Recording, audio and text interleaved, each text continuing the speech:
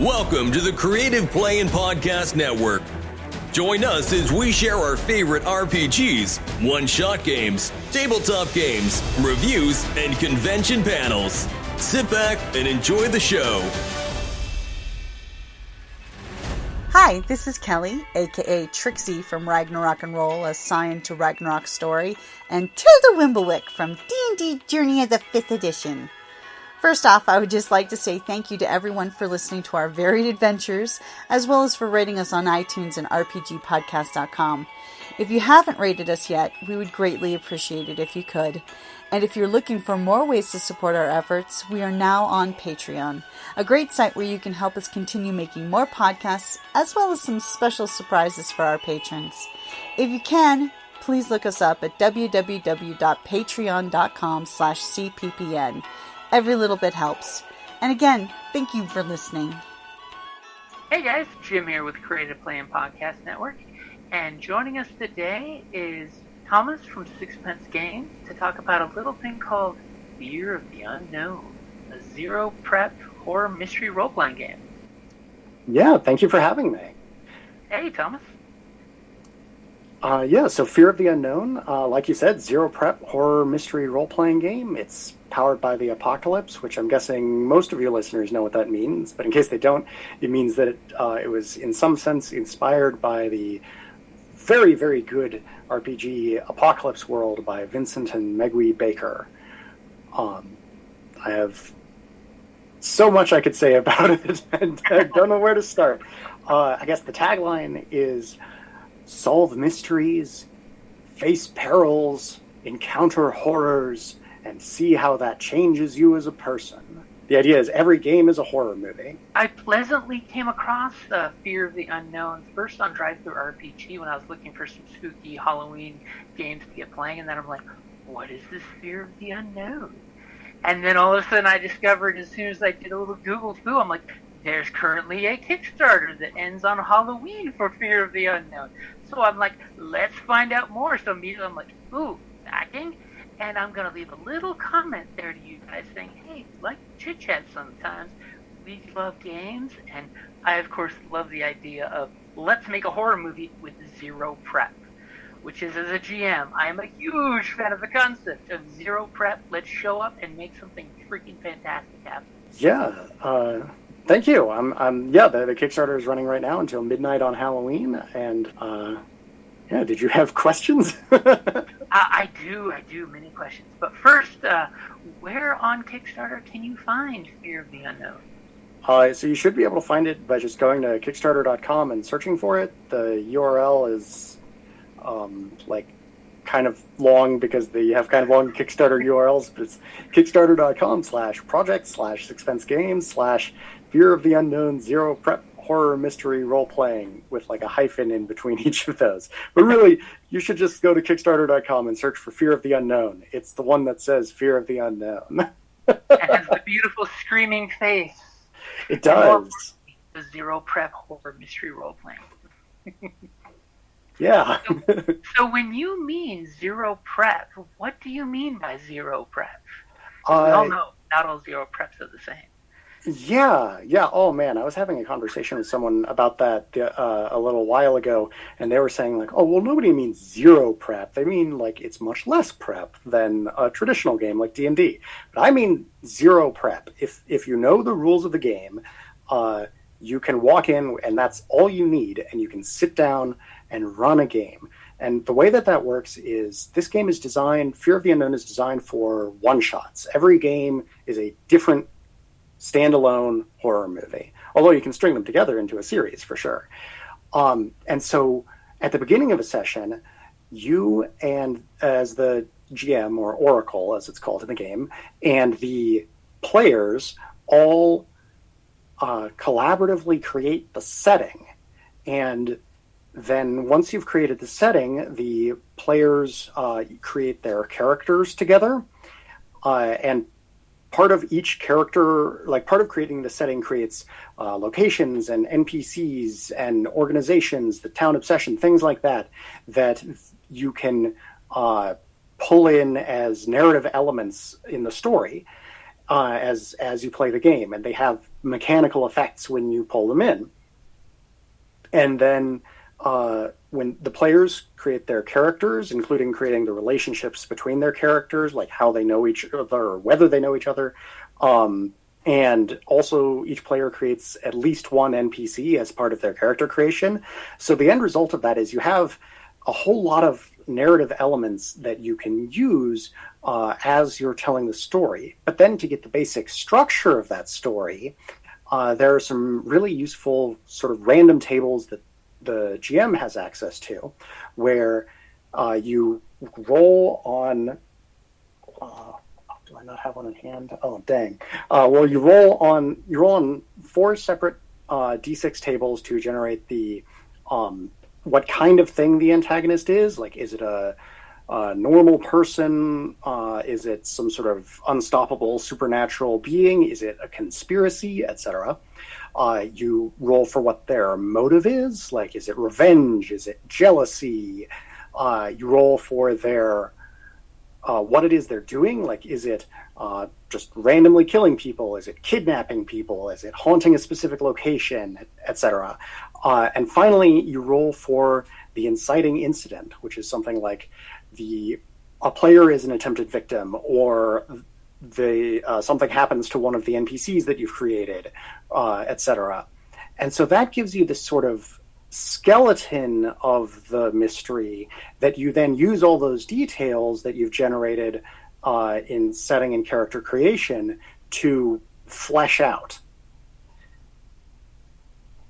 Does that all make sense? Yeah, it does. It does to me, because I know you and I have chatted about it before. But one thing I love about the system is it takes the best parts, in my opinion, what I like about Fate or Dresden Files and Power by the Apocalypse, and literally brings them together in the fact that, like in Dresden Files, when you do collaborative city generation, this is a beautifully simplified version of that. So it's not taking you one whole session to build a city.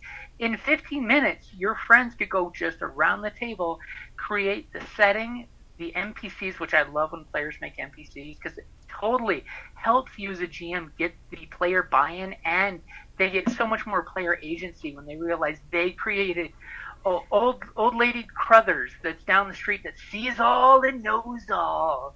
So you get that beautiful feel of somebody reaches into their head and pulls out a character and just plops it down on the table because it's an archetype that everyone can latch onto then. And the fact that the GM does not have to spend all of this time randomly coming up with names for NPCs out of the back of their head, which we all know names are one of the hardest things in GMing. Absolutely. Story, plot, encounter, easy. Names, he's Bob the Alchemist.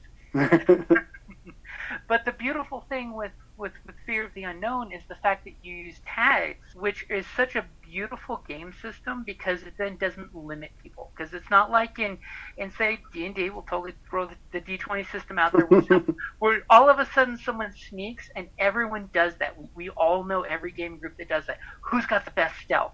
And everybody starts going through their character sheets. Instead, it's you have tags that if you make your tag general but specific, as I always tell everybody in Fate things, is general but specific.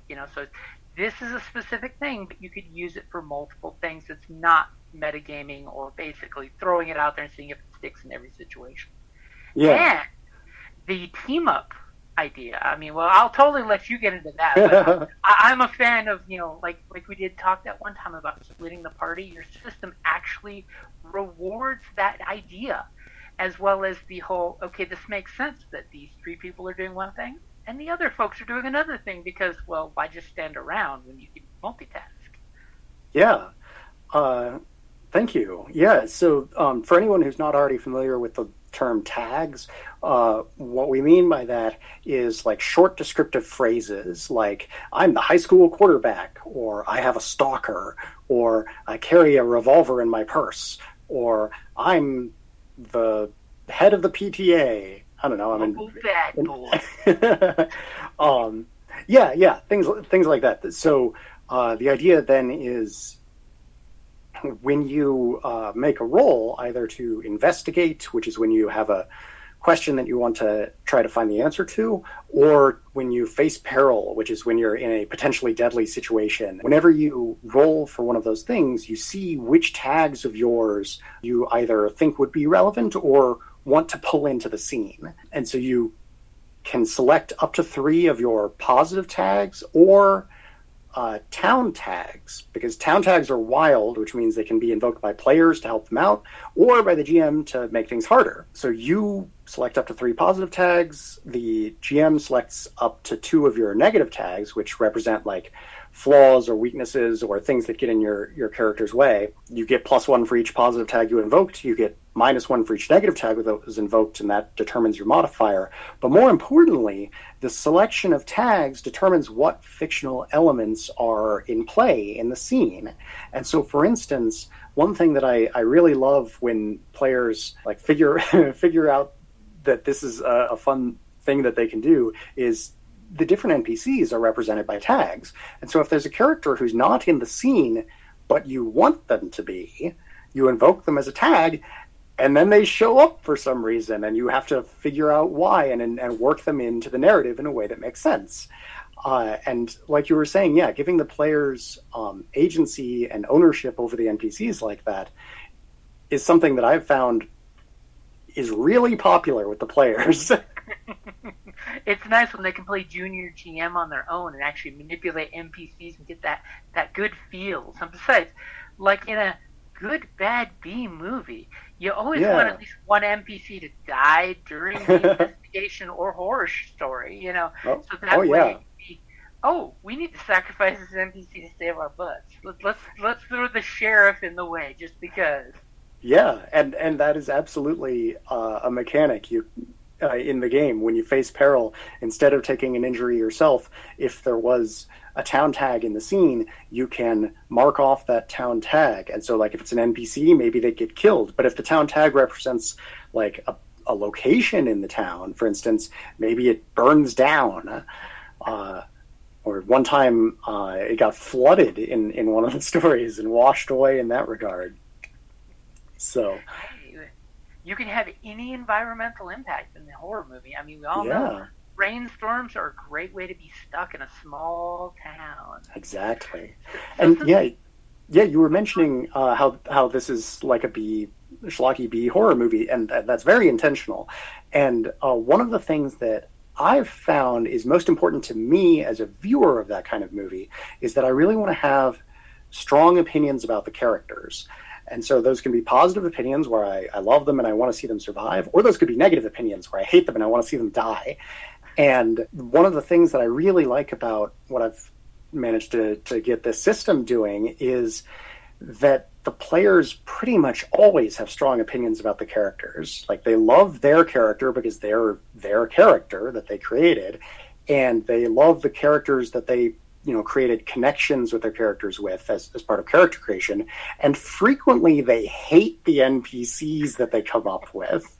Like, they'll come up with, like, the corrupt sheriff or, the sleazeball mayor and things like that. And then getting to sacrifice that character instead of having their character be injured is... That's a cherry on top right there. Yeah. Someone died and it wasn't one of us. Yeah. I mean, think of how many of the horror movies when the bad guy's lurking around the house or the haunted mansion, and everyone's locking down the doors, and then all of a sudden there's a bang at the door and they open it, and it's the skeezy sheriff, and then all of a sudden knife goes through him from the backside. But now the players have a chance to escape. Yeah, exactly. That's exactly like in every horror movie. You don't stop about the dead body. I mean, the NPC, who's now a dead body, you just keep running. But and that's the beauty of it. When it comes to rolling in the system, it's a 2d6 system, so it's an easy way of +1 to 3. Depending on if you're adding pluses or negatives, it's always going to be +1 to 3. Or it could be negative. It could, like, if you invoke one positive tag and I invoke 2 negatives, it could be -1. That's some hardcore stuff right there. Yeah, that's a pretty bad situation. All of a sudden, you're not having a lot of math. It's 2d6. You're looking for your good target numbers, which are the 13 plus is the best. Oh man, no, 13 plus is actually, so there's different results ranges. The normal results ranges are 6 or below, which for face parallel and investigate, that's really bad, and that means that the GM gets to pick some options from that part of the move description. And then there's 7 through 9, which is pretty good, and the player gets to pick one of the options. And then there's 10 or above, which is really good, and the player gets to pick one of those options. And what you were talking about with the 13 plus is a slightly different mechanic. That's the Encounter True Horror move. In that one, your tags aren't relevant. And in that one, you add the amount of horror you've accumulated so far. And because and therefore on that one, the higher the result, the more dangerous. So if you're getting a 13 or higher on Encountering True Horror, that's the sort of result where one of the options you can pick is you join up with the bad guy and you become convinced that they're right, or like you get assimilated into the hive mind, or you turn into a zombie, or whatever it is that's going on. You are no longer on the same team as the rest of the players. That's a beautiful moment, like in Indiana Jones' Temple of Doom, when he drinks the Kool-Aid out of the skull, and you're just like, Indy, and he's now one of the course. Yeah. But the nice thing is, because a lot like with Power to the Apocalypse, if you get a 6 or negative, it does suck. But there is a reward in a way, isn't there? Yes, that's right. Yeah, so there are 3 kinds of experience point that you keep track of in Fear of the Unknown. And the one you're talking about that you get on a 6 or below on any of the moves is called Foreboding. And with that one, if you accumulate 3 or more of it, you can spend that to do the Reveal Something About the World move. And that move you don't have to roll for. You just pick one of the options, which is like creating another town tag, for example. So it lets you affect the story in some way outside of your character. And then you get to have a little scene that's just you, and you describe what the thing is that you're introducing to the story. And the other 2 kinds of experience are, we already mentioned horror. Once you have 3 or more horror, you can let the horror sink in, which lets you get rid of 3 horror, but you have to pick a bad thing that happens. And every time that the Oracle invokes one of your negative tags, you gain a humanity. And humanity is the thing that's closest to a traditional form of experience point. Once you have 3 or more of that, you can trade it in to reveal something about yourself and improve your character in some way. So like the one I like is if you do the cash in on your 3 foreboding, you can do the someone you know comes to town. So you can always say my big brother who's in the army just showed up with his duffel bag and his service weapon. Yeah, exactly. That's a perfect use of that. And like in classic horror movie style, when you do the humanity, you're working on overcoming your weakness. So one of your negative tags you could have gotten earlier from facing danger, basically. The whole crippled leg that's been throwing you back, you could totally do that horror movie pause where everybody gets together and chats for a few minutes while they're hiding. And I talk about how, my dad's got a bad limp when he got hurt in football back in high school. I hope I don't get hurt like that too. And then all of a sudden, hey, my knee's not hurting so bad. The plus side is it's a great system. It has a reward to help you fail forward if you fail, which is something I really do like. So it's one of those situation was bad. It did not work out as intended. But there is a cash out at least. Here's a tiny silver lining. Just because the Oracle is enjoying it doesn't mean they can't reward you with a humanity or a horror or a foreboding. It's a give and take, and it really does help the players feel they have the power to buy in and throw more into the story after character creation, I've noticed. Because all of a sudden they're just like, I've already plotted what I'm going to do with this when I hit the +3. And you literally will see players do that whole and they're strategizing, especially my Pathfinder friends. They're strategizing what they're going to cash in when they can actually get to that point and cash in. So they're willing to try to do things because they're not afraid to be gun shy of pulling the trigger on a skill. That's wonderful. I'm really glad to hear that. Yeah. Encouraging people to actively make decisions and try things out, even if they're not, perfectly optimized for it. That is a fantastic consequence. I'm really glad to hear that. Yeah, and of course, one nice thing too is you can assist each other in the game too, so you can chip in as group members. I'll loan you my bow and I'll loan you my axe. To help get up to that +3, you can totally have players work together, which is nice. And then, like we joked about earlier, it also gives the other players something to go do and split the party. 3 people work on fixing the pickup truck. What are the other 2 people going to do? You're not just going to hide behind the wall of chainsaws, right?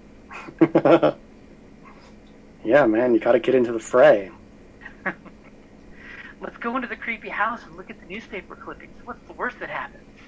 Yeah. And you mentioned earlier liking the assisting other people mechanic, which sounds like you were just describing with "let's all go check this out together." I'm pretty happy with that. So the way that works is if you have if you want to cooperate together on something, usually on an investigate roll, then one person is the lead investigator. And they're going to be the person who rolls the dice and picks the option from their choices. And everyone else who wants to contribute can select one of their tags that they are helping out with and add it to the total. But you're still limited to a maximum of 3 positive tags, which means that if the lead investigator is contributing 1, then 2 other people can contribute, and then that's it. And so if you have more than 3 people in your group, then you're naturally incentivized to split the party, because a 4th person helping doesn't help out there. And then the way that it actually works out once they've made the roll is if the lead investigator rolled at least a 7, and so they do find a clues, which means that they get to ask a question and the GM gives them either like a complete answer or a partial answer, then everyone who assisted them gets to ask a follow-up question. And so, which is a great reward. Yeah, thank you. And so the result of all this is, with all the different narrative elements that you're drawing in, and you build out like a nice, long, relatively elaborate scene with a single roll of the dice, because you know what all is going to be in the scene, and you know the result of it after the roll. You know they're going to be able to find, like, if 3 people are cooperating on it, they'll find 3 pieces of information, and you get to generate them what those specific clues are based on the questions that they're asking and what tags they're invoking, instead of having to come up with a bunch of clues ahead of time and hope that they search for them the way that you expected. Which we know as game masters. You write these clues and they totally go after something else. Yeah. Yeah. That's one thing I do like about the Zero Prep is literally this is one of those style RPGs where you literally are rewarded for going in there with no preconceptions. So you're not limited, which is a nice thing to do, because you get together within 15 minutes, you take a quick break, everything's ready to go, when you come back, boom, you're in the game, And it's literally no 8 to 12 hours of prep before game time, It's one of those of, hey, we can spend 8 to 12 hours watching bad B horror movies. Even though Oh yeah, man, that's the perfect way to prep for this. Put on a bunch of old 80s slasher flicks or 70s giallo films, or like any sort of mysterious, horrifying movie. Any VHS that came out with a 1, 2, 3, 4, and 5 or more. And the nice thing is, with the GM having the random tables, even the game master doesn't quite know. So you're not pre-conceptualizing things, so you can stay fluid and roll with it. And like most of this style of dice rolling games, is you're literally letting the dice answer the question. Because it's one of those of let's find out the answer together as you roll the dice. Because maybe there was no right answer. You're investigating and it just came out bubkiss because there was no clue here. But something bad then happens. Yeah. I mean, to be honest, when I'm running the game, I almost always give them some amount of information, no matter how badly they roll. It's just that if they roll badly, I also have a lot of other bad stuff happen. I always think it's more interesting to not, like, just from my own perspective,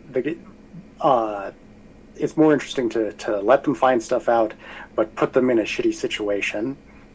And one thing I definitely want to emphasize is that any time that somebody rolls the dice, the current fictional situation should change. They should either they find out information and therefore they have a new question that they want to ask, or they're in a worse situation and they have to deal with that, or something good happens. If they roll well enough, then they can make allies and stuff like that, depending on which options they choose. Because the dice roll is really a story beat in the story's pacing. I mean, this is a important thing. We're not just rolling to roll. We're rolling because this is a arc beat of the story of whether it's going this way or that.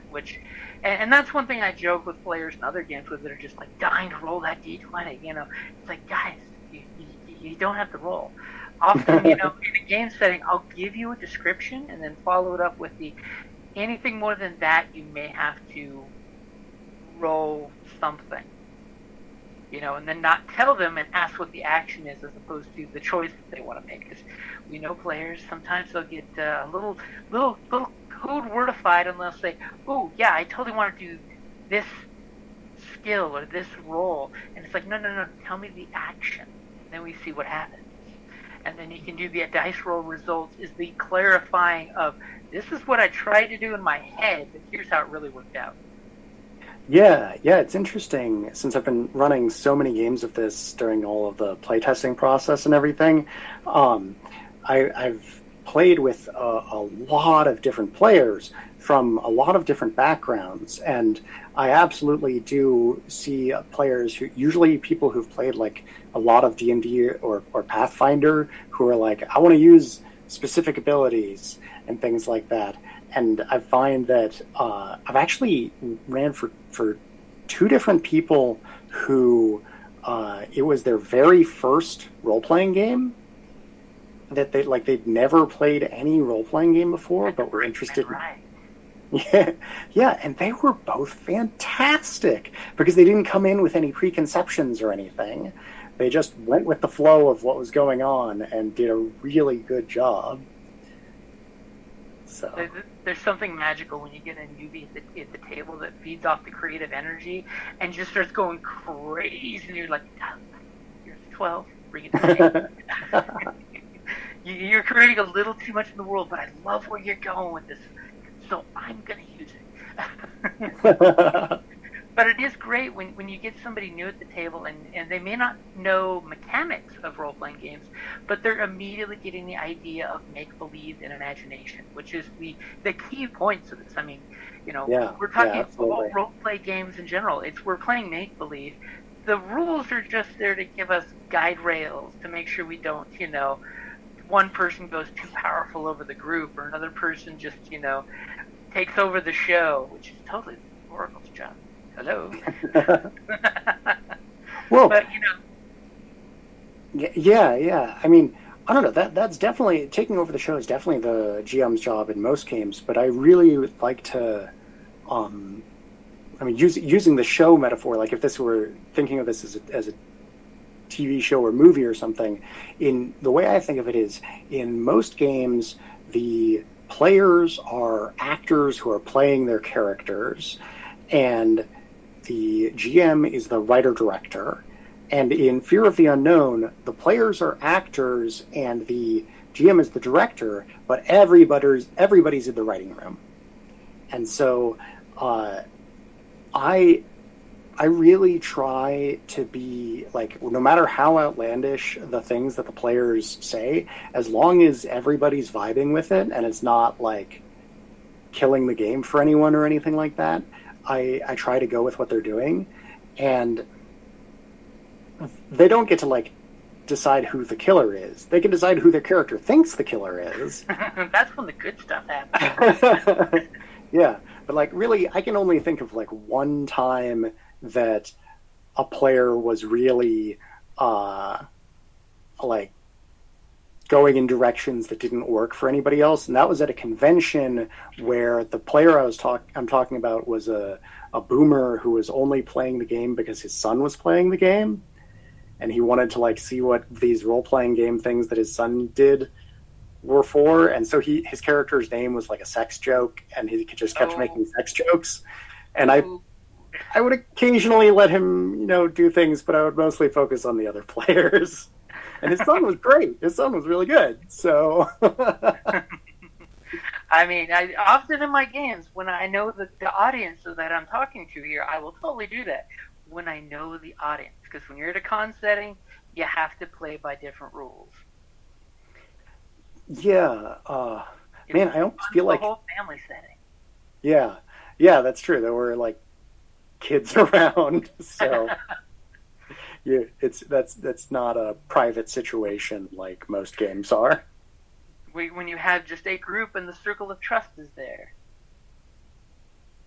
Yeah, So, and sorry, I didn't mean to interrupt you, but you go made ahead. I guess. Okay, yeah. So circle of trust, like that you just brought up, that's a good point. And one of the things that I'm pretty happy about with the system is that, so like the mechanics and the oracle, but mostly the mechanics, will say when your character like gains a negative tag or something like that, but the player is always the person who picks what the negative tag is.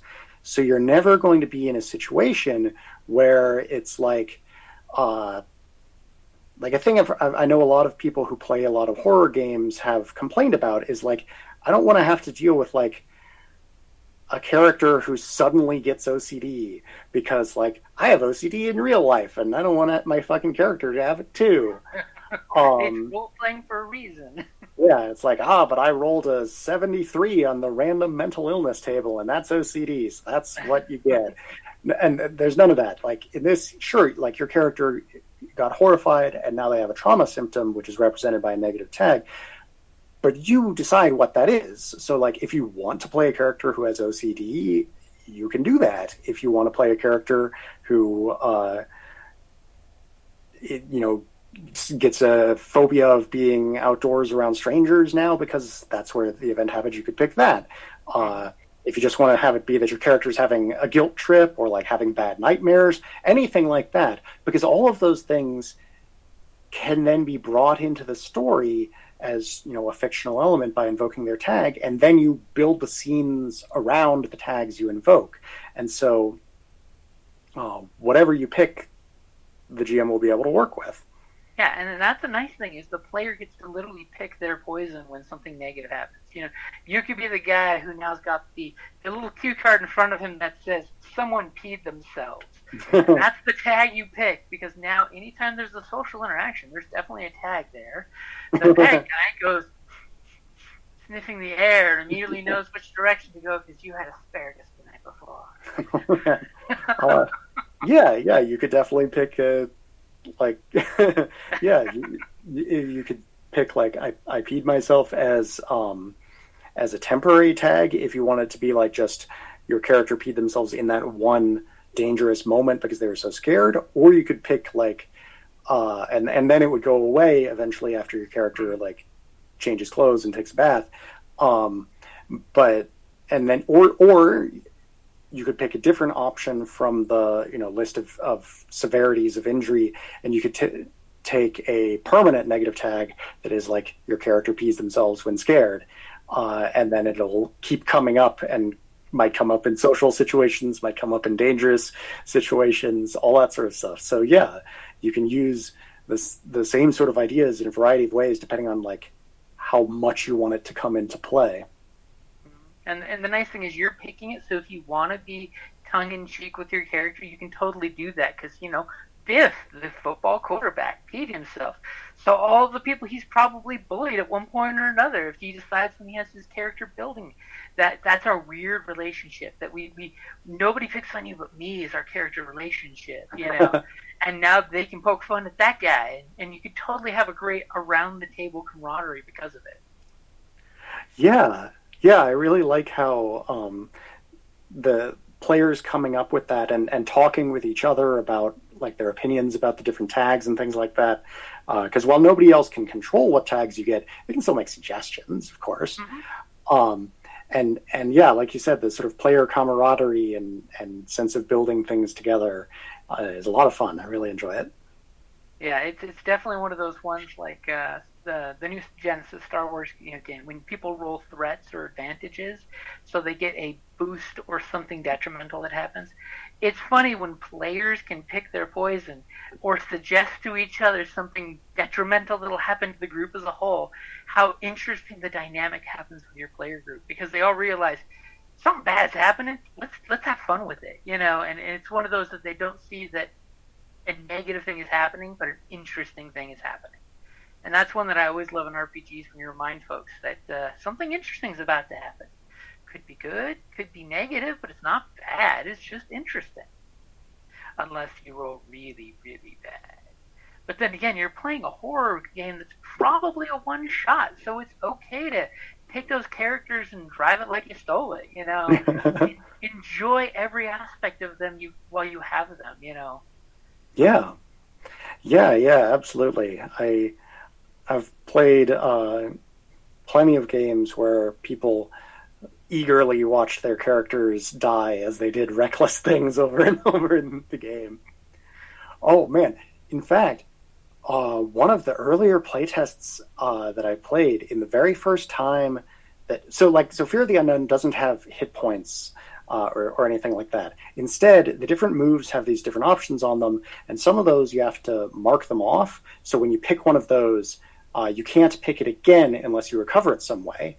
And most of the moves have a built-in way to recover the options, but the 7 through 9 results range on Face Peril does not. There's only a few options that represent different levels of injury, and the last one is that you die.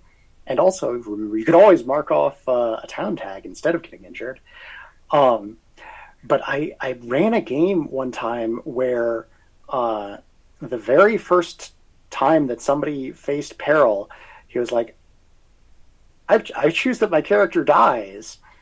And in the same moment, at the same thing that was happening, the person that he was with, which was his character's wife, which was another player character, was having to encounter true horror, but did well and was able to gain a tag from it.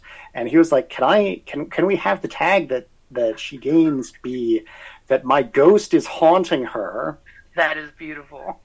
And so for the rest of the game, she would invoke him as a tag, and it would be like his ghost goes and learns some information or spooks the bad guy, and he could talk to her, but he couldn't talk to the other characters at the table, and it was just so creative. I never would have thought of that, but they came up with it, asked if it works, and my answer is almost always yes. Why? Because it's interesting, and it gives you that feel from American Werewolf in London or Paris, depending on which bad 80s version you're looking at. Where his best friend is a ghost, but now can scout ahead, do an investigation. Yeah, exactly. That's a great comparison. It's just interesting from a different point of view. But the fact that he cowboyed up and took death. Yeah, and it makes me appreciate how versatile and easy and simple the tag system is, because we were like, okay, you're a tag, you can do a thing when they invoke you on the tag, and the mechanical effect of the thing will be +1 to the roll. But we didn't need to look up or even come up with mechanics for role-playing as a ghost. We just used the mechanics we already had and rolled with it, and it worked great. Because that's a great way, because the tags do give you fluidity of rules. It's one of those of it's general but specific, so that way you can use it like you're not throwing it out there all the time. Because after all, you are technically risking that tag anytime you throw it out there. It is on the table as something that could go wrong, and Indeed. it's one of those if you want to lose that tag. My pickup truck with the rifle in the rack. Do you want to risk your pickup truck with the rifle in the rack every time you're doing something that's not super, super important? I mean, granted, you're making a cool story and your pickup truck is always there with at least half a tank of gas in it, at least, unless you rolled really bad. Sputter, sputter, sputter, stop, stop, stop. Or you pull up the hood and realize the distributor cap and the battery's been ripped out. Guess what? The killer was prepared for this. Obviously, you're the guy who's always with the pickup truck with the rifle in the rack. So, just to get a quick tasting of the setting idea, really quick, how would you set up as a GM, as an Oracle with your player group, set up the setting with them from the get-go? Sure, yeah. The first thing that we do is figure out the general location that the setting's going to be in and what time period we're talking about. So this is, it's definitely a small, isolated town, but it could be, and it's usually, people almost always pick, like, in the real world, but you could do it in, like, a fantasy or sci-fi setting as well. But it's usually, like a small coastal town, or perhaps it's in the mountains, or perhaps it's, surrounded by farmland for 100 miles in every direction. But the point is that it's cut off from the rest of society for the most part. And then you pick the time period that you want it to be set in, which is usually the 20th or 21st centuries, but not necessarily. I played a game that was set in 1692 Salem, Massachusetts, and that was fun. Ooh, that could get dangerous. Yeah, there was a witch trial. So one of the players got burned as a witch. And the problem was she was probably accused by the witch. No, they were oh man, so the witch, there wasn't actually a witch, but there was a magic tree, and one of the players ended up like getting absorbed and becoming like the spirit of the tree, and one of the players got burned as a witch. It was a whole thing that I can't remember all the details of. But yeah, so where and when would you like this to be set? Let's go with let's totally embrace the Cthulhu-ness. A coastal lighthouse town in the 1920s.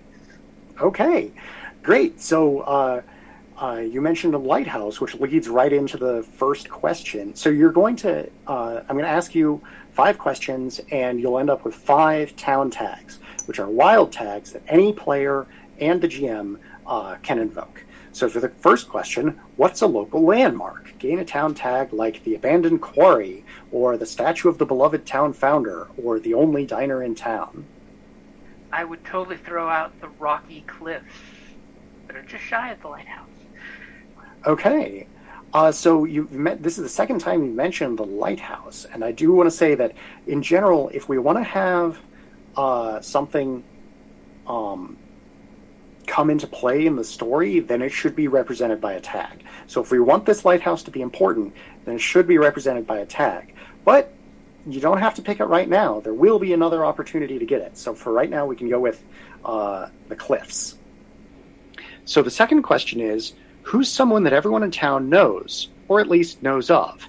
Gain a town tag like the gregarious dean, or the slimy mayor, or the quietly intimidating crime lord. I'm going to say, just because I mentioned Cthulhu earlier, the slimy mayor. You never know where that might go. You never know. Maybe he was the descendant of previous mayors that had no problem turning off the lighthouse when boats came by. Ooh. Economic boon for everyone. Yeah. Yeah, so the third question is, what is a group that at least a sizable portion of the town despises? Gain a town tag like the Corrupt Police, or the Ivory Tower University, or the Bicycle Gang with Hearts of Gold.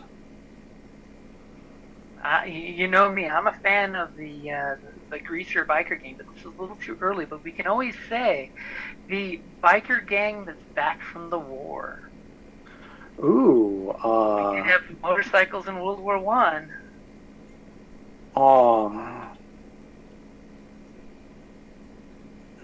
Biker gang made of World War One veterans. All right.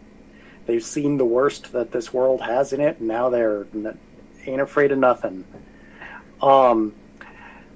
For the fourth question, what is something that your town is obsessed with? Gain a town tag like the Crosstown Sports Rivalry, or the annual Harvest Festival, or the stories of cryptids in the woods. I would say the story of cryptids in the sea. Ooh, yeah, going with the Lovecraftian theme very much. All right, and then for the final question, we repeat one of the other four questions. So there might be a second landmark, or a second prominent citizen, or a second disliked group, or a second obsession. So which one do you want to repeat? I would throw out for the Lighthouse Keeper. Oh, the Lighthouse Keeper, okay. That way Yeah. we're sticking with the lighthouse theme, but he's the wise old seaman who's no longer on the sea. Who knows why he's not on the ocean anymore? There could be a story there. But he's probably that keen, wise old guy with his slicker, his pipe, and at least one good eye that's always watching. Yeah. All right. So we're in a coastal town in the 1920s. A lighthouse overlooks the cliffs. A biker gang of World War One veterans roars around town, causing havoc. The slimy mayor, who knows how he's involved in that, but he clearly hasn't put a stop to it. But the lighthouse keeper is concerning himself less with hooligans on land and more with the monsters in the sea. You can practically sense the bootlegger boat going by, dropping off barrels of booze just off the coast. Yeah.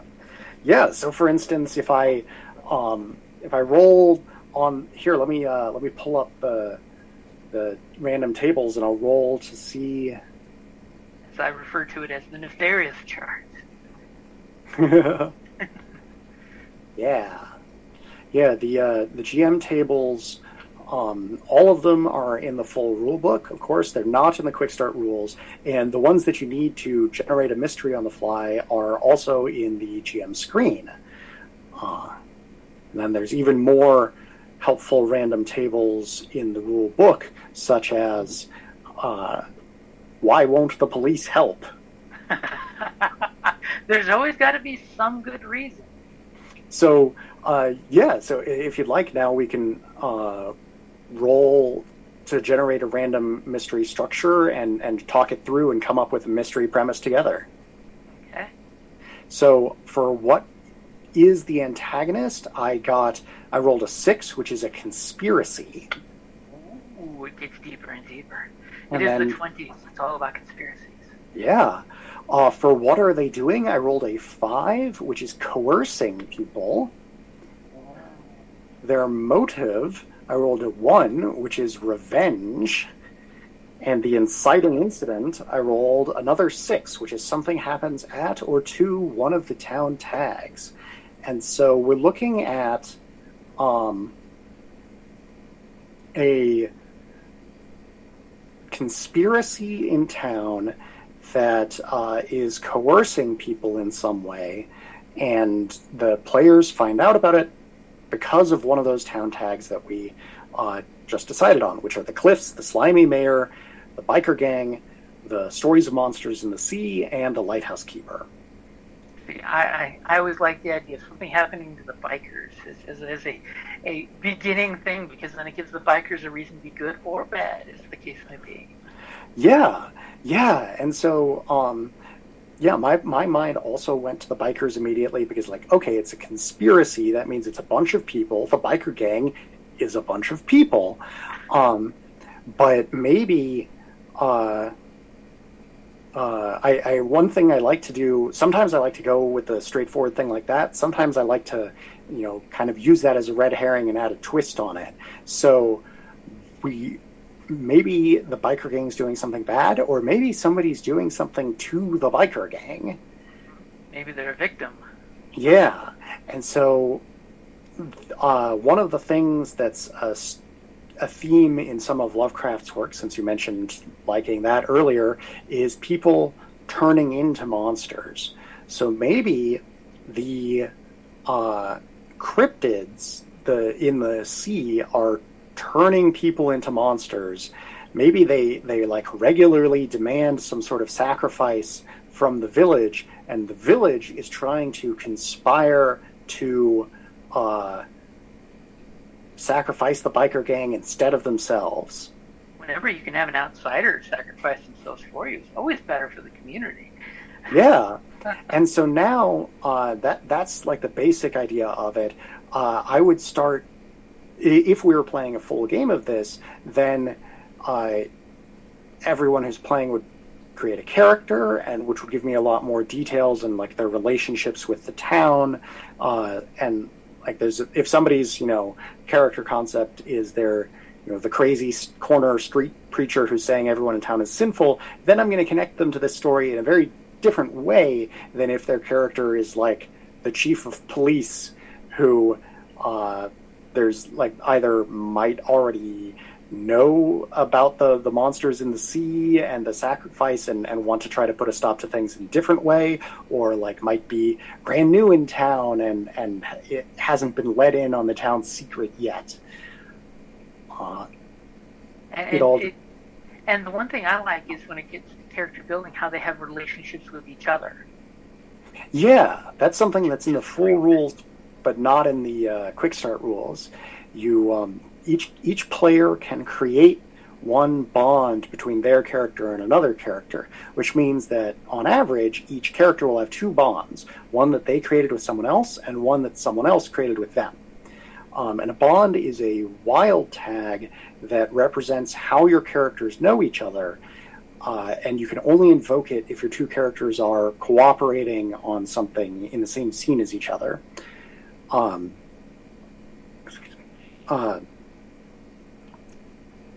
And one thing that I think is fun is, since every player creates a bond with another character, then your character definitely knows at least one of the other player characters, but they don't necessarily know all of them. And like on average, you'll have two bonds, so that means there's two other characters that you know well, but not necessarily. I've played in a game where everyone decided that like everyone knew the town librarian, which was one of the player characters, but that none of them knew each other outside of that. So the librarian was like the focus of this social circle, and everyone else was just strangers meeting each other for the first time. That way you break the everyone meets in the tavern rule. The nice thing is you guys know each other and the setting, so there's an instant lock for buy-in in the location and the players, which is nice. Yeah. And of course, it does free players up to totally say and we meet at the library. We didn't say there was a library, so it's just a random building in town. Yes, there's a library. Of course there's a library. Right. Yeah, the library won't be like super important to the story. You can't sacrifice it to save yourself if it's not represented by a tag. But you can just go, yeah, it's a town in America in the 20th century. It definitely has a library. It also has a post office and a school and all that sort of stuff. It then becomes that scene on camera where it's just background footage of a library. You guys in the foreground talking about something outside the library. Because the building is not important. No, it's no important library for you. Go to the cliffs. Yeah, and conversely, if you do want to have a game where the library is important, you just make it one of the town tags, and now it's important. You're going to be having scenes there all the time, and you might end up watching it burn down as tears stream down your face. I mean, come on, totally. Buffy the Vampire Slayer, the school library was one of their locations. Anytime they meet more than once, that's a location that's important. Yeah, yeah. A player can always create. It's now a thing too, which is nice. Yeah, absolutely. They just save up 3 foreboding, and then they can introduce a new element like that. The book file really wants to have access to historical microfiche. Okay, we need a library for microfiche. but it's a beautifully simple system, and just that quick you came up with and the nice thing is the GM, you still have the secret of the who, the what, and the where, and the why. But you have a really quick, easy way to randomly come up with it, so no 3 games, even if everyone picked the exact same city tags, could be the same game, which is nice. So it's infinite replayability. Yeah. And there's no need to pick the same tags every time. Even if you can't come up with anything, in the Quick Start rules, there's 3 examples. And then in the full rules for each of those questions, there's another 36 examples. So if you need to roll to get random answers, you can. Just in case. Because there are those gaming sessions when you just come out of work and you're tired and exhausted and the brain juices aren't flowing, and you got to wait till like the first murder to really get the juices flowing. Just saying. On the ceiling, on the walls.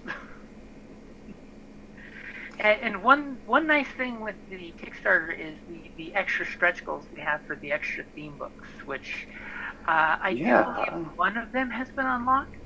That's right. As of the recording of this, we hit one of the stretch goals, which is so only one of the stretch goals is based on money. The other 3 are different. The one we've unlocked is if 5 people other than me run games of it during the campaign, then we'll make a theme book together, as me and all of the backers, and we hit that. We hit that pretty quick, actually. And so we're currently people have nominated a bunch of different things several days ago, and I just created a poll for people to vote on which theme we'll create a theme book about together.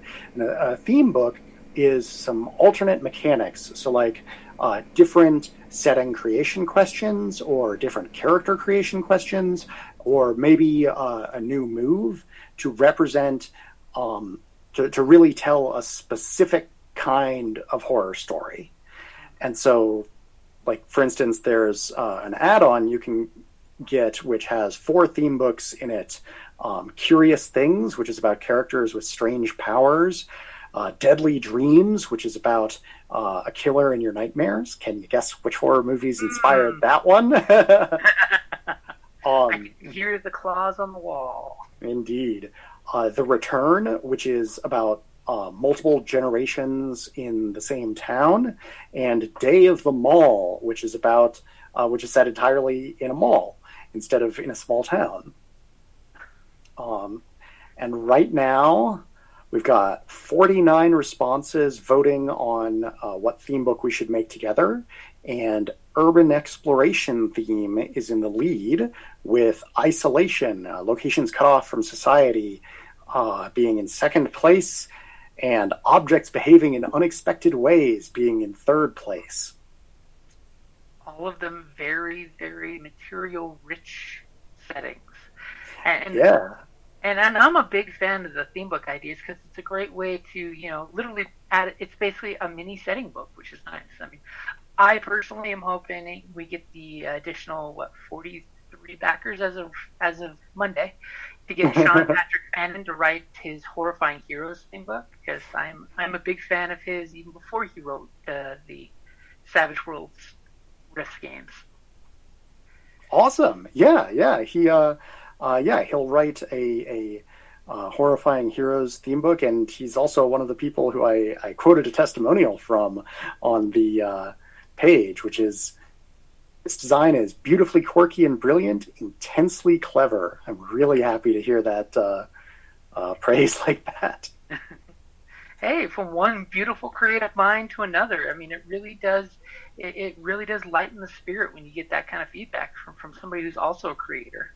Yeah, it really does. And I personally love the fact that you've got the Oracle screen for the, you know, quick rules for the GMs on it, just because it's nice to have that screen.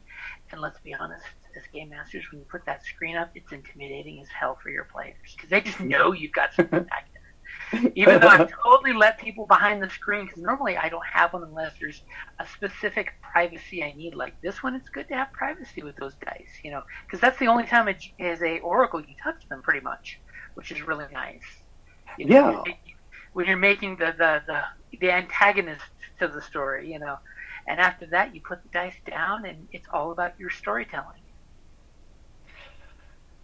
Yeah, yeah. The game is all of the mechanics outside of the like random inspirational tables like that are player facing, and so the GM never needs to roll for anything other than when they need a jolt of inspiration, and just in case it wasn't clear, when you roll those like random, like I rolled the conspiracy for revenge, etc.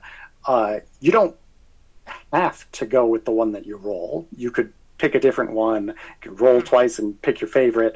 It's just there to inspire you. And you, if you feel up to it, you can come up with a mystery that has nothing to do with those tables. But personally, I've been finding them helpful enough that I'm pretty much always using them these days. I'm a fan of the roll twice, write them both down, but with a slash between them. And after character creation, and when you guys start talking, circle which one's the true one. You know, that way you leave yourself a little bit of fluidity. Oh, that's fun. Because that way it leaves the GM the creative space that he needs to, you know, or she needs to like really stamp down to what you feel comfortable making the bad guy. Because let's be honest, it's what you're comfortable storytelling is a very important thing in this game. Yes, yeah, for sure. And a way I like to do it is roll 4 dice and then choose which table goes with which die. Ooh, that's a good one. Yeah. Roll the numbers and then pick the order. That's another good one that lets you have a lot of creative, you know, feng shui of the setting. Oh, that's a fun way of putting it, feng shui, because it's not like it's not totally random or anything. It's making everything flow well. Because you know when you're gonna have to put on that mask, you got to make sure you can feel comfortable wearing that mask, or uncomfortable enough you give it justice. Because sometimes as an oracle or a storyteller, you know that when you're playing somebody that you are so diametrically opposed to on a personal level, you can actually play them really well. Yeah, that can be a lot of fun. Really freeing to behave completely differently than you would in real life. Twirl that mustache. Yeah, I could play a character who could grow a mustache. Your mustache is just incognito. Just tell people you wore a fake mustache once and those darn kids ripped it off so fast you can't grow one again. Yes, and I want revenge for that. There you go. Yeah, that's another thing. Is the mood of the game is pretty much completely determined by just like what the players are doing. It's really, in my experience, it's really easy to roll with like if the players are being silly, then you know the crimes that are happening are also relatively silly. I won't go into like a gory, disgusting description of something, but if the players are like, you know, playing things super serious and their characters are being, you know, they're role playing how their characters are emotionally affected by the crime scenes and stuff like that, then I'll lean into that. Mm-hmm. It's not like there's a bunch of pre-written flavor text that you're committed to. Yeah, that's the GM secret, that you can always, you know, take it and make it what you need it to be. I mean, think about it. There's a big difference between Scooby-Doo and Buffy. It's the same concept, but totally different directions. One with the NC-17 with a little R, and the other is the PG. Because we know what Shaggy and the dog are really doing in the van. Yeah, and That's actually a great example talking about like Scooby-Doo in there because so the core of the game, because it does have these like injuries in it and stuff, leans more in the like Buffy direction than in the Scooby-Doo direction. Although but both will work, and indeed if you make Scooby-Doo a little harder rated, the structure of it is just like the structure of it's campaign of Fear of the Unknown, because it's a bunch of self-contained horrifying mysteries where there's an inciting incident and some antagonist with an interesting motive, and then they have to solve the mystery and confront them. The only real difference is like there aren't like serious injuries in Scooby-Doo the way that there are in Fear of the Unknown. And so one of the things that I really want to see people do with this game is customize it and come up with their own house rules. And so there's actually a sizable chunk of there's a big chapter in the rule book that's basically instruction and sort of directions for how to do that. And exactly the name of the chapter is Hack This Game. And one of the examples is like, how would you make this a more family-friendly sort of game like Scooby-Doo? And the answer that I gave is, let's create a new move called Solve a Lighthearted Mystery. Whenever you solve a lighthearted mystery, recover one option on face peril and lose one horror and mark off one negative tag. So like if somebody might get hurt, but they heal from it by the end of the episode, and they're not getting ever closer to death the way that people normally are, and they calm down a little and recover a bit of horror before going into the next mystery. It's the magic of either Velma finding her missing glasses, or that 14-layer sandwich, or the power of the Scooby snacks. You never know what those Scooby snacks really are. Yeah. Yeah, and I love that you mentioned Velma losing her glasses, because one of the suggested tags when you get a minor injury is like gain a temporary tag, like I've lost my glasses. Hey, you and I both understand in the real world how detrimental that can be at a moment. It sure can, yeah, man. Not being able to find your glasses, but glasses are what I use to find things. I need a pair of glasses to find my missing glasses. Yes. And that's where the secret is of I have the tag of always has a spare set of glasses nearby. Go back to the back of the mystery machine and get my spare glasses. Yeah, and so you could, if you had that as like a positive tag and you invoked it in a scene, then I could see playing this out as like, the antagonist punches you in the face and like breaks your glasses, but then the security guard turns the corner and they run off, and but you pull out your spare set of glasses and put them on and you're fine. And it's, oh man. You see that kung fu move where the punch right between the eyes and the glasses shatters in the middle and goes flying in each direction. Yeah. Exactly. It's bad, but it's not that bad. So that's one thing that the beauty of the game is it really can be leveled for your group. I mean, you could totally say I picked the theme of the Mystery Machine because, like I joked with friends years ago before they did the Supernatural Scooby-Doo crossover episode, which I thought was hilarious, was Supernatural really is just Scooby-Doo but with two brothers instead who are jerks. And the car is I haven't watched Supernatural, but I have seen that episode because I'm a big Scooby-Doo fan. But, it's because it's totally, there we were driving to this place, and this creepy setting, this thing happened, and go. Which, let's be honest, the show's been on the air for, 50 years-ish, in one form or another? Oh, man, something like that, a long time. I mean, that's just good story writing if you can keep coming up with new material.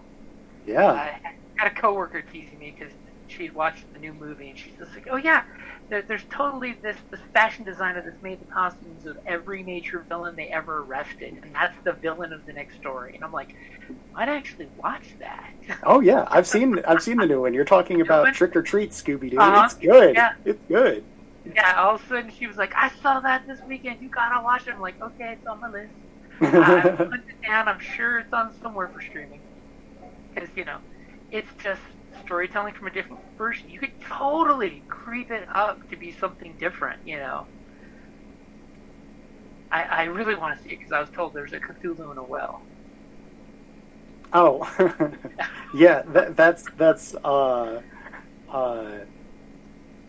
like the very last shot of the movie as just like, ooh, something spooky, stinger.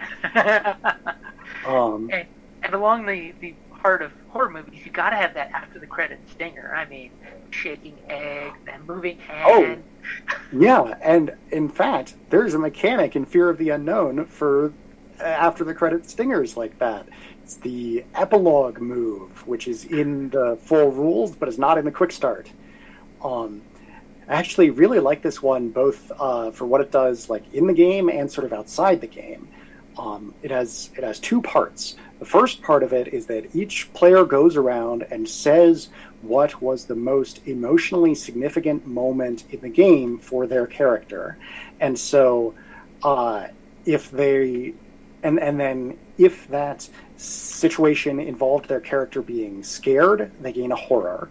If it involved their character overcoming some sort of obstacle, then they gain a humanity.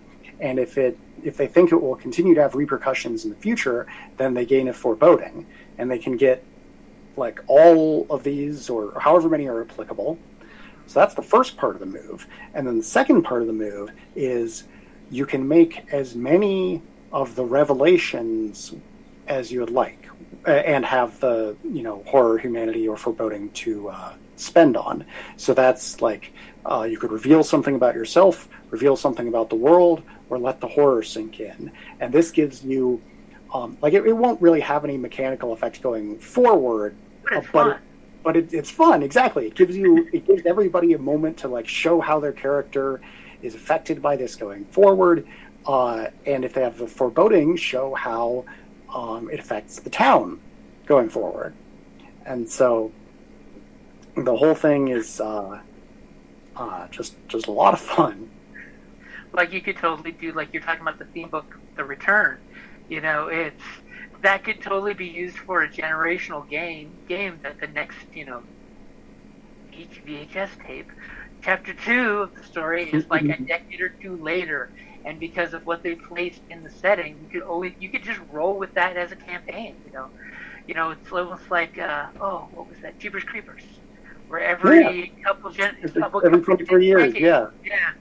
It's like, and he comes back again, just in time for you whippersnappers not to believe the adults about the scary thing. Or of course, Freddy Krueger. We don't talk about that, kids.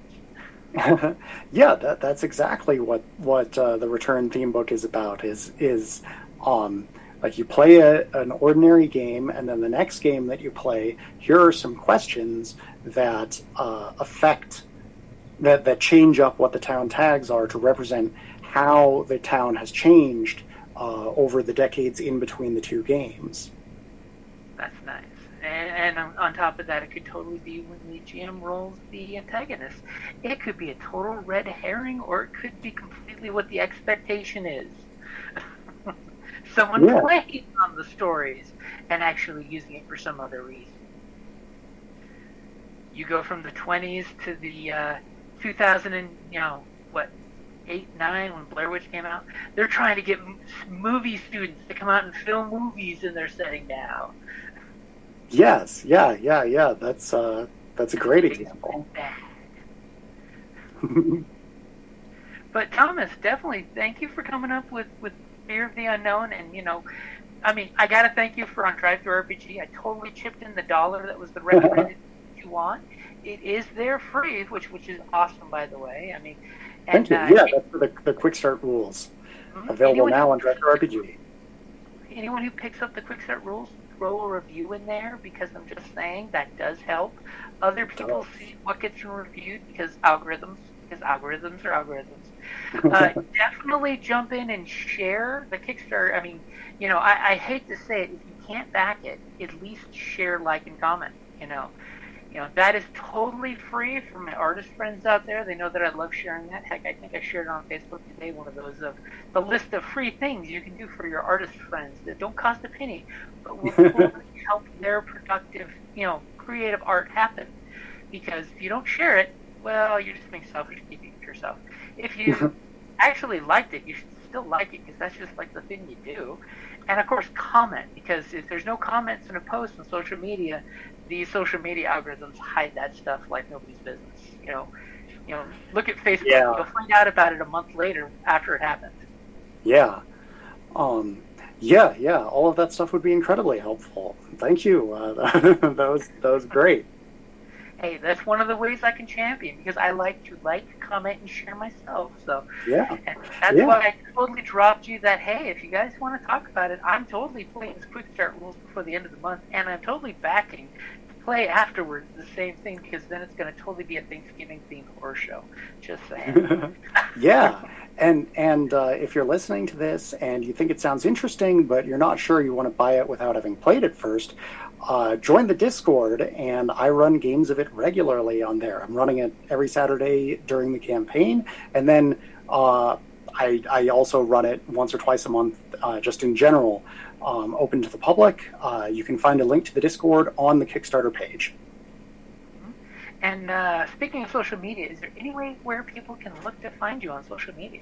Yeah, I am Sixpence Games on Twitter, and but honestly, I spend more time on the Discord, so that's the place to look, and especially for news about this after the campaign is over. I'm going to keep talking about this on Twitter through the Kickstarter campaign, but once it's over and I'm just trying to talk to people I know are interested in it, the Discord is the place to be. And Discord is a great, powerful tool. I'm just throwing that one out there. We've had online cons just on Discord. It is a very useful, powerful tool. Just gonna say. I mean. Yeah, I'm actually going to an online con in November. I say going to the con, but I'll be happily in my room just for the games that I'm, hopping on to Discord for the games that I'm going to run or play in. It's a weekend with good friends put on by the good friends of Jackson Elias, another great podcast. That should be fun as can be. UK Gaming Expo, I think, was the last one I did that was strictly Discord. Thankfully, for those of us that can now travel and things, there actually are cons happening, which is great. We recently went to RingCon, which is one of our local gaming cons, which was fantastic to actually see faces. Everyone did as much social distancing as you can at a con, and people were behaving, so nobody got sick at the end. It's great. Oh, that is good. Shows that if you follow the rules, just like in a horror movie, you might survive the end. You might. I followed all the rules when I went to Gen Con this summer, and I still came home with COVID. So they had a lot of good rules in place. Checking for vaccines before you got your wristband. Everybody wear a mask, which they actually enforced. But still, there were just too many people in too small space. Yep. It's not like you can have an air filter every 10 feet, people. Yeah, that's true. Yeah. But the important thing is you got better, and we have fear of the unknown. That's true. That's true. All right. I definitely want to say thank you for coming on the show. And thank you for having me. We're going to hang out and do some more chats, if nothing else. This Wednesday and Thursday, I'm going to be going to our local game store / bar. And I've already got a couple friends that are totally like, yeah, let's show up. I'll buy you a drink if you run a game for me. Oh, man. Totally that's always a fun combination. It's funny when you offer that of how many more drinks they try to give you to make the game even fun. And then a safe Uber ride home. Yes, there you go. But yeah, and I will definitely be giving you feedback like I told each of them that have already signed up to play. It's like, guys, on the back of your character sheets, I want at least one sentence that is legible. So that means I can read it later. So I can provide feedback. That way that we have more feedback, because getting feedback is hard. Yeah. again, it goes back to that like, comment, share. Because if you don't give that feedback, nobody knows where it is, and just how damn cool it is. And again, thank you for making this great game. And thankfully we know. Thank you so much. The Kickstarter you're very is welcome. successful. I don't think we've actually said that, but you totally hit your goal last week, right? Yeah, I hit it on day 2. So yeah, it was really early on. Yeah, feeling pretty happy about that. And as a backer, I appreciate the fact that you have 5 updates, and it's only 2 weeks into the Kickstarter. Yeah, I try to hit a balance between keeping people appraised of things and talking with them and sharing free stuff, and not like spamming people's inbox all the time. Try to make each of the updates meaningful. And another shameless plug I will totally throw out there is Sixpence Games, who of course is creating the Kickstarter, has created 7, but backed 107 Kickstarters. Wow! Is it that many at this point?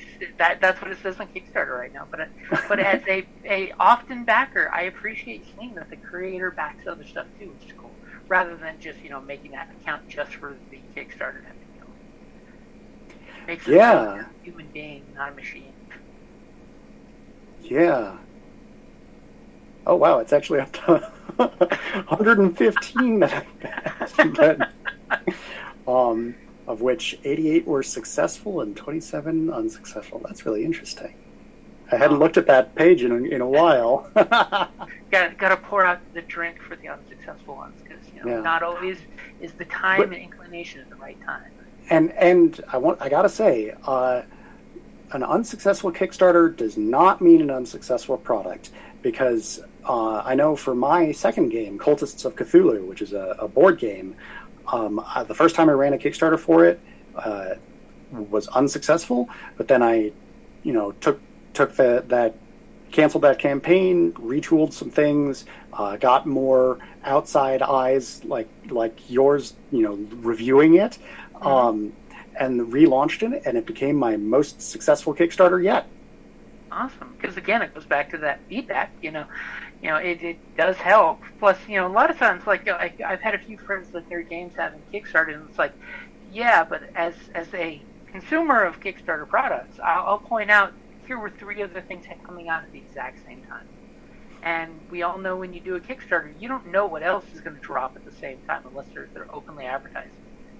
And it's like, unfortunately, some of the big 3 or 4 companies were dropping something at the exact same time. Yeah, that can be if somebody else is coming out with something that's like much higher profile, especially if it's in a similar vein, that can be a problem. But overall, I like it when larger companies use Kickstarter because it brings more eyes to the platform. Yeah, I mean, it's one of those of it is a great platform, and it is super interactive, which is nice. And of course, I totally have to say, all you Kickstarter backers out there, check your backer kits. Make sure you use the questionnaires. Yes. I've gotten so much that's important. I'm not getting the feedback from the people that I need. Yeah, that is that is pretty important. If you want to get your stuff, the people running the campaign need to know where to send it. So especially since shipping is not included in the Kickstarter, so you have to do that afterwards. Indeed, and if you don't do that, you don't get no shipping. And no shipping means your box stays in Canada or overseas. And that's a pretty important one. I think it makes a lot of sense to me for people to charge that after the campaign, because that way Kickstarter doesn't take a cut of the shipping, although BackerKit does take a cut, but it's smaller. And it doesn't count towards the goal, because it can be pretty bad if you're like, okay, my goal is $5,000. That's what I need to make this project. I sold $4,000 worth of the stuff. Oh, but people paid $1,000 shipping. So we reached the goal, but we didn't actually get enough money because that $1,000 just goes to shipping. Yeah, and since shipping can vary so much based on where somebody is, it's really difficult to build that in. So some people I've seen complain about charging shipping after. I expect it because it's just so much easier and more reliable. And those of us in the States can still say, thank God we're in the States and not in, Australia, where you get murdered on the shipping and the import fees. Yeah. You gotta feel sorry for them. I mean, and it's one of those of, the Kickstarter pledges are for the product, not for delivery. And, let's be honest, not everybody's Amazon that can afford free shipping, because they really don't give you free shipping. They just hide the price. Yeah. Yeah. Plus you pay a subscription fee to use that Amazon Prime. Yep. Which, damn it, it's worth it. But yeah, definitely thank you for coming on tonight and, hanging out and chatting about Fear of the Unknown. And we will definitely have some follow-up chit-chats, I'm sure. Maybe a post Kickstarter when you had a chance to relax and decompress. Yeah, maybe sometime next year or something. I'd love to talk with you again. This is a lot of fun. All right. Thank you very much and have a great night. Thank you. Thank you for listening to the Creative Playing Podcast Network. If you enjoyed our show, please check out D&D Journey of the 5th Edition and Ragnarok Enroll a Scion Hero to Ragnarok Story. Also, check out our Patreon page for more content and behind-the-scenes things, as well as joining us for a one-shot game or two.